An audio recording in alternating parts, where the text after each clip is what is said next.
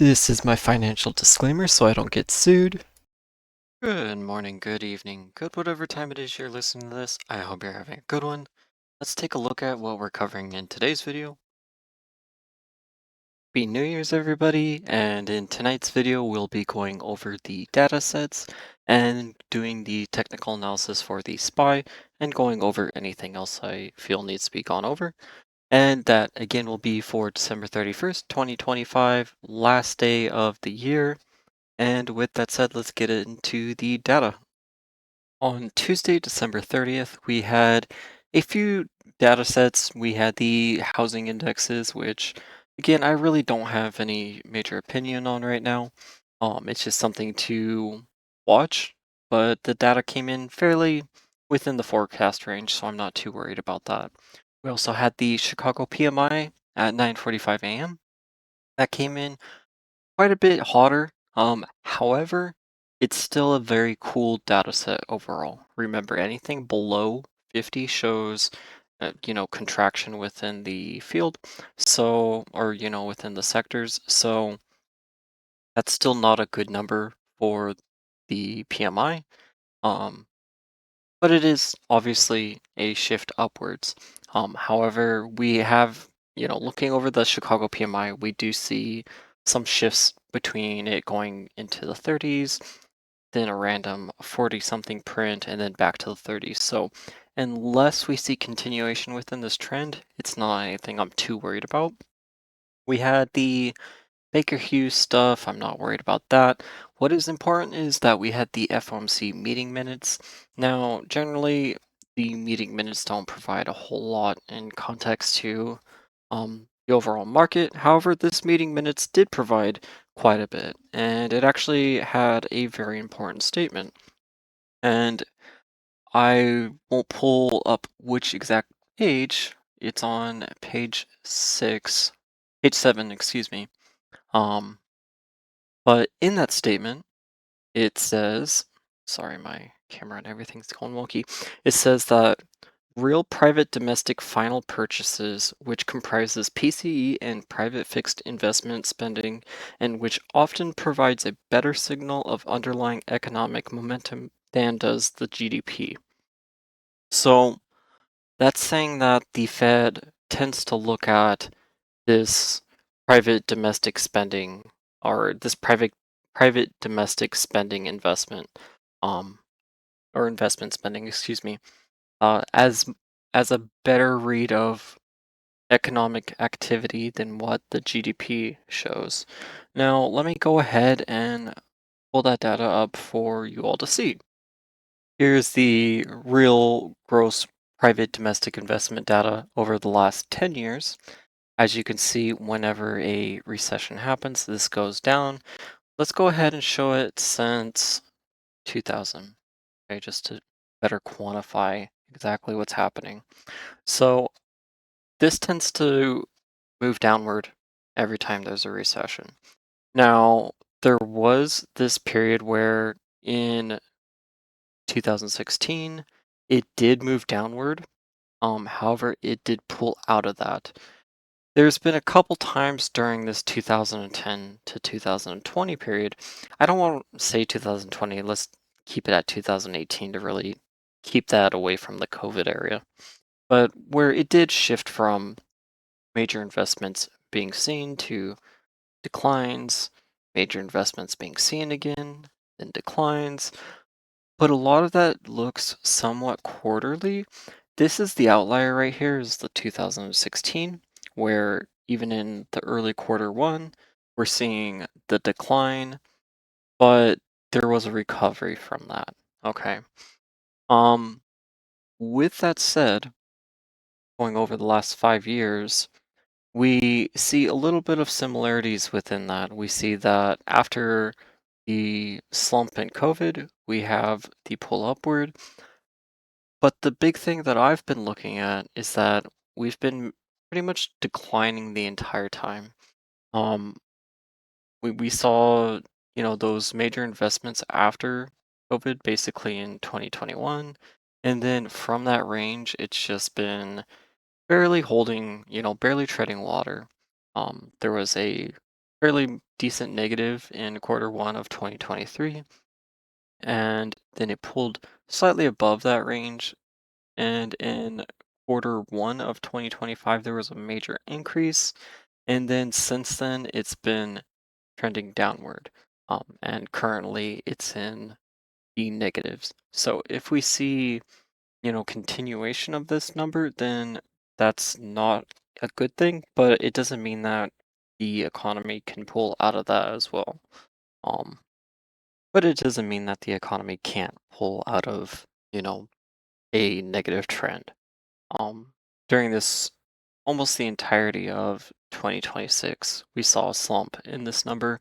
Um, and just let's take this with the GDP quarter over quarter. Yeah, let's do this. Let's pair these two. And I will put the GDP in purple as I always do. Apologize for anyone that is colorblind. And let's look at this over the last 10 years. Actually, I want to look at this from the 2000s. Okay. And you can see how these move somewhat in tandem. How when we have the slump during the recession, we see the GDP slump as well. And this is valuing the billions, not the percentage amount. So I know many might look at the GDP as the percentage amount. That's the increase of this number or decrease in this number, rather than just the percentages themselves. So we see a very large shift after COVID where the GDP massively increases and then it still is slumping, slumping, slumping, and even currently it's still slumping. I wouldn't consider this minor increase right here to be breaking that trend just yet. Um, if we see again continuation within not just the GDP, but also the real gross private domestic investment, then that'll show that the GDP is actually increasing. Um, but this is a break in the overall trend since the 90s or the 2000s that generally these stay fairly close together. Currently, we're seeing the GDP pretty far above it. Um, Not a good thing, but not exactly a bad thing. But with that said, is that there's a massive difference between these two numbers currently. One's pulling upward while the other one's pulling downward. I don't think we've ever really seen that too much. Generally, these numbers tend to each other quite a bit. The only times we really do see that tends to look like prior to recessions, as you can see in this little, I don't know what to call them. I'm just gonna call it a trough right here. See it pull down. Both of those are pulling down though, pulling up, pulling down, down. It's a little bit of a difference in the trend right there, and that's 2024 or 2014, excuse me. Other than that, we see the trend break in quarter one and quarter two, quarter three, quarter four of 2019. So that shows a little bit of a difference in that number. Pulling upward, downward. Yeah, so this looks like a new trend. Um, just kind of zooming on back all the way. Sorry, we're just doing this in real time. Yeah, that's really interesting. This is actually Since the beginning of these data sets, the early 1940s, or 1948, this is really the first time we're seeing this type of break in the trend where the GDP is increasing while this is actively pushing towards the negative. One of these numbers are lying. And from what we can see, it does seem to be that this bottom number, from what the Fed says, is that it's a more accurate number. Um, so is that telling us that the GDP is going to massively pull down like we saw prior to COVID? Potentially. If we see the private domestic investment continue trending downward while we see the GDP continue moving upward, then I do believe that we will see a crack in the GDP where it will massively shift to the downside. I just thought that was interesting. I wanted to show that, but I also wanted to show the CME data. Um, it pulled down a little bit since yesterday, but I believe that's because of the stronger Chicago PMI data we saw today. Again, I don't really consider that to be something very, very significant. The data from the FOMC meeting minutes, aside from, getting that real private domestic investment uh, data, you know, um, the rest of it was showing pretty much a lot of what we have been saying is that there has been labor weakness, there has been economic weakness, um, and it's just something they're very aware of right now. So we'll see if we see a continuation of it. I believe we will.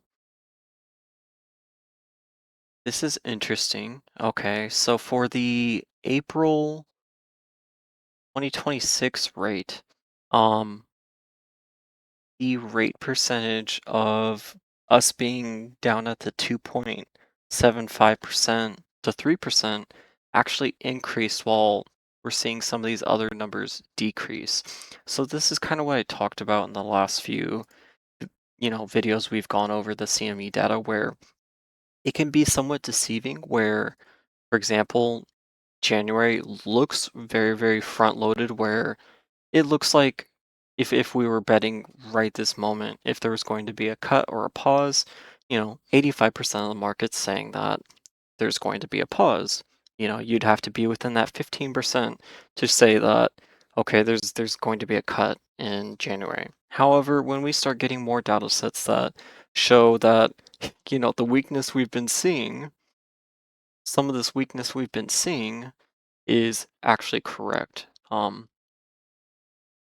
This number will go up. But the tricky part is that they start pricing in the deeper cuts much, much further into the months out. So even though we're getting some short-term hawkish data, this is showing that the market is truly pricing in deeper cuts. They're showing that they do believe that the rates are going to be moving down much faster than what others are suggesting they will. It's just interesting to look at. Again, I am in the 14% to 15% here. I do believe we will be getting the rate cut for January, especially when the FOMC meeting minutes heavily discussed the tightness in the money market.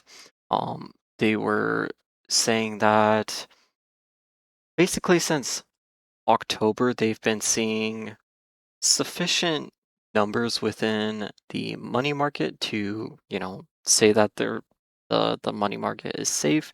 However, they have to review that basically on a daily basis. They can't just put a specific number because what works for liquidity and collateral for one day doesn't exactly fit collateral for the next day. So I understand that.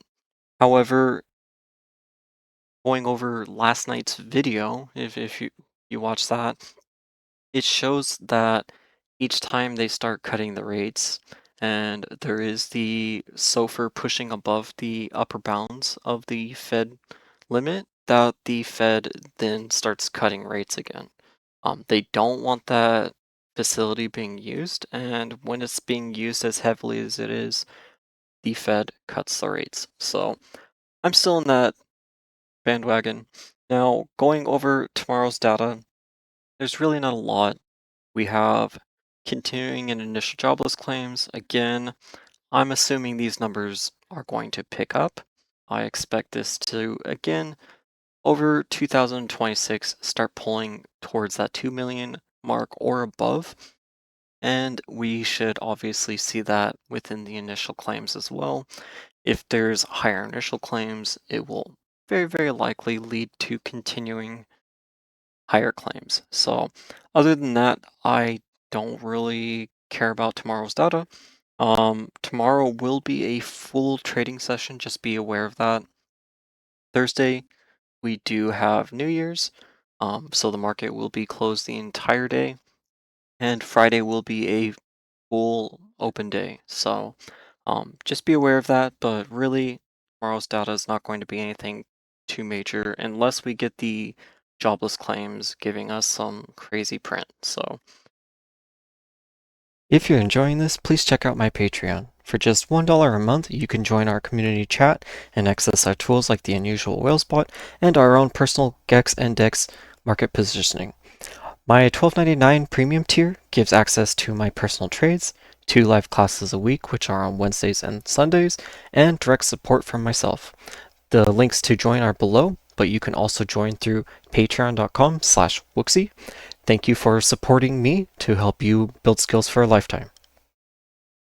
and getting into tonight's technical analysis, as always, go ahead and ensure your daily time frame is on and that the moving averages and Bollingers are turned on. Now, if some of you are interested in me going over, fib retracements and all sorts of stuff like that, I'd be more than happy to. Just feel free to leave a comment and let me know, and I'd be more than happy to go over whatever you feel would help with these analysis videos. With that said, we are seeing this rejection continuing to play out, where we had the upper Bollinger where the price was sitting above the 5 mile but below that upper Bollinger. So mechanically it wasn't taking that upper Bollinger move, but it wasn't retesting the 5 mile either. And I mentioned that that is a very dangerous zone. Um, from those zones we've seen major sell-offs occur. So it's something to be very aware of. Now from that, we have seen the 5 mile tested, both the upper bounds and the lower bounds of the 5 mile tested. We have seen from this test so far a close on the rejection side of it. Now, what I mean by that is that currently, and it won't show on your screen, but on my screen, the 5 mile is currently at 688.70. It's very likely going to be around the 687.50 to 60 range tomorrow on open. Make sure you mark that down, it will be very key. But with that said, the market closed almost a whole $1.70 below the actual moving average itself. And currently in the overnight, it's at 686.01. So currently it's a whole $2.70 below the 5 mile. Now, with the 5 mile pulling down tomorrow, because again, it should pull down towards that 687.50 to 60-ish range. That means that the upper bounds and the lower bounds of the 5 mile also pull down. So while the market price is currently 686.01 in the overnight, that doesn't mean a lot because that could be the lower bounds of the 5 mile tomorrow. Now, with the 5 mile being at the 687.50-ish, and let's just go with that number for now, that means the lower bounds takes us all the way down to the 685.50, and all the way back up to the 688.50. So potentially the market is still in a very undecisive range. And from this undecisive range, we can still have major buying to the upside and also major selling to the downside. One thing I want to look over before we go over any structures on the hourly time frame, because that will tell us quite a bit about what's going on, I do want to take a look at the VVIX because this is, again, an extremely, extremely important tool. Now, for today's session, we saw the VVIX. It was around this point. This is when it popped up, or popped up on the open. It was around the 84.56 range, give or take. Now we saw this pull upward, which on the SPY correlating that would pull us downward. Okay, and from that downward momentum, we then see it cooling off. So that would give us an upside in the SPY temporarily, and then we see it picking back up to give us the downside in the SPY again temporarily. So this is still within a range where people are considering getting the insurance, but not massively. When the VVIX is under $88 in price, that means that people are actively buying. Um, I know that doesn't show so much in the correlation of the SPY price right this moment, and again, that's showing today's price action. We had the selling in the early open, little bit of buying, and then it tapered off into more selling again. So with the VVIX currently at, I believe it's at, we're at 86, let's see. I'm blind, give me a moment. It's at 87. So if we see this pulling upward tomorrow, that would show that very likely the market wants to reject the 5 mile and head towards the 20 mile. But we'd want to see this pulling up really above the 92, even above the 98 to really suggest that selling is actively happening. When the VVIX is between the 88 and the 92 range, that means that people are very, very slowly starting to hedge positions, but not massively. It's not until the price pulls to the 98 or above that it's really saying that, okay, people are actively buying insurance on their equity positions, and that very likely the price is going to head down in the SPY. So be aware of that, and be aware of the DXY because the DXY again is taking a lot of weight from the market. Now, out of anything that's going to weigh against equities, it's always going to be the DXY. If we see upward momentum within the DXY, that's very, very likely going to mean that the equities are going to be, quote unquote, suffering or hurting that day or that session. Now, that doesn't always hold true. Sometimes you can have the DXY pull up quite a bit and still have a very, very strong session. However, it generally holds true. Um, Overall, we've still been seeing bullishness within the DXY, even though it's at the 98.27.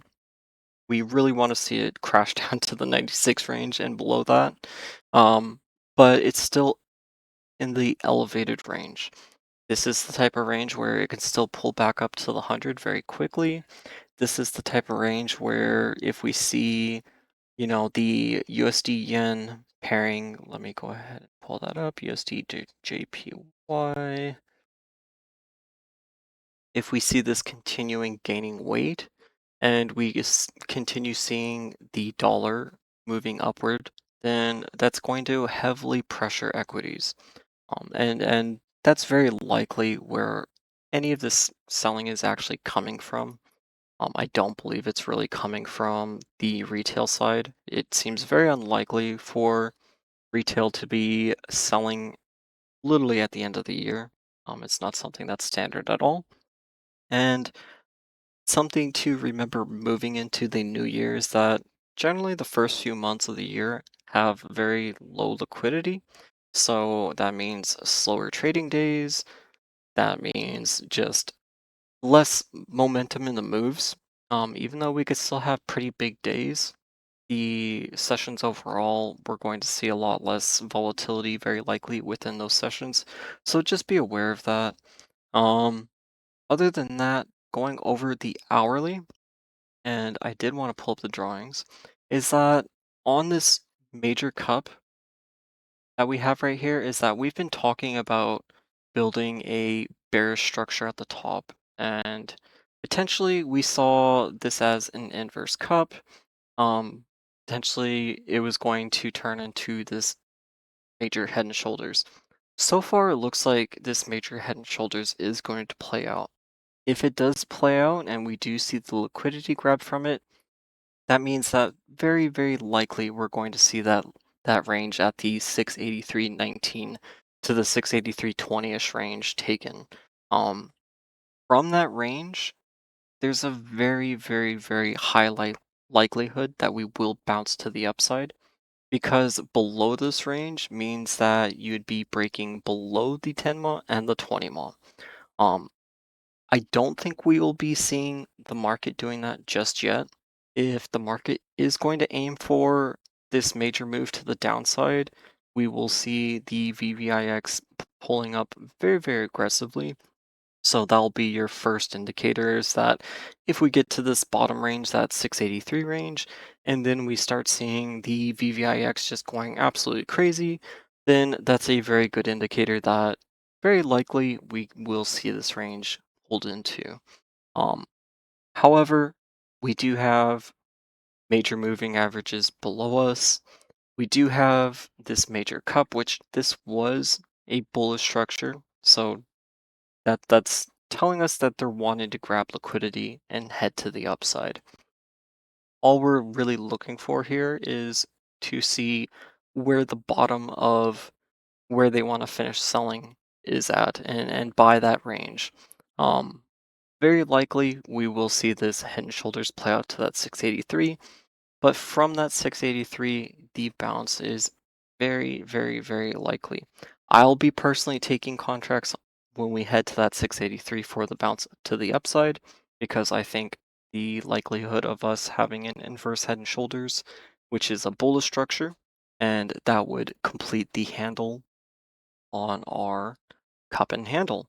That would give us the move downward and back upward. So really, that's kind of my anticipation expectations currently, just based over the structure, what we've been seeing happening with the ADL, what we've been seeing with the actual just overall daily price, and we're still above the bottom of this major buying channel. Um, as long as we're above that, we're really not going to have a major sell off. As long as this range is not being contested, we're not going to have a major sell off. So, with that said, I know tonight's video was a little bit longer. I apologize for that, but there was quite a bit to get into this video. I will be putting out a video tomorrow, very likely going over macro conditions and going over the market for Friday's session. With that said, I hope everyone has a great day, trade safe. Thank you for watching as always, and I will talk to you in the next one. Take care, everybody.